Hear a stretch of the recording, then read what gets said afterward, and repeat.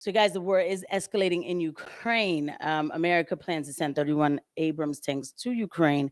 And so let's just talk about the quick update with that. Despite concerns, U.S. to send 31 Abrams tanks to Ukraine. Really shocked that they put it like that. President Joe Biden announced on Wednesday that the U.S. will send 31 M1 Abrams battle tanks to Ukraine, reversing months of persistent arguments that tanks were too difficult for Ukraine troops to operate and maintain. Nothing has changed about that. Okay. Nothing has changed about that. The U.S. decision came on the heels of Germany agreeing to send 14 Leopard 2 A6 tanks from its own stock. Germany was bullied into doing that because Germany had said that they would not send the Leopards until, U.S. put the Abrams on the table, not wanting to incur Russia's wrath without U.S. similarity committing its own tank. Biden said its total European allies have agreed to send enough tanks to equip 2 Ukraine tank battalions for a total of about 62 tanks. That will be, I'm going to show you how these tanks get blown up fast. Okay, with spring approaching, Ukrainian forces are working to defend the territory they hold and preparing for additional counteroffensives to liberate their land.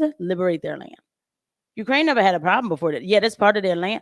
You know what? But their land does need to be liberated because a lot of these Ukrainians over there, these super Ukrainians, were really giving hard times to people who knew that they're ethnic Russian. Speaking ethnic Russian, that language has been banned from that country.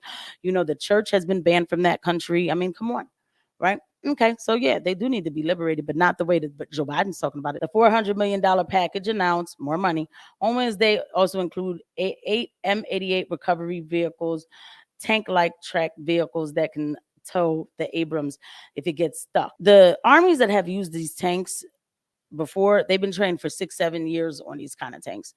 Ukraine's going to get a 3-week express training. Like, what does this even mean? Ukrainian President Volodymyr Zelensky applauded Biden for the powerful decision to provide Abrams, declaring on Twitter that the free world is united.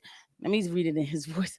The free world is united as ever before in the 11-month war. I'm sorry. Now that they gaslight you, like, yeah, we're all together and we are united against Russia and this war and everything. All these countries are saying that we're all together to go for one country. First of all, what does that even sound like, right?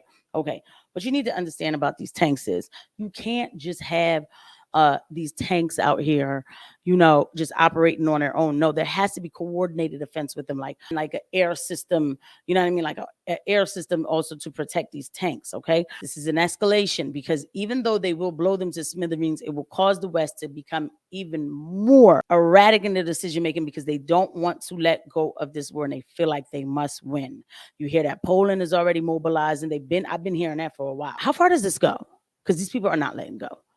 And the stuff that they're trying to promote, Russia said they don't want the Western culture in their country. But take a look at these tanks that they're getting ready to send. Tank, there's a missile getting there. It's kind of getting there.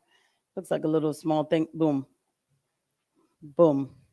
Tank is gone. They're sending these people out to war, knowing that they don't have what it takes to really fight the war. So it is sacrifice of humans. Okay. So, there's reports of Ukrainian soldiers who try to escape, but if they get caught, they get tortured.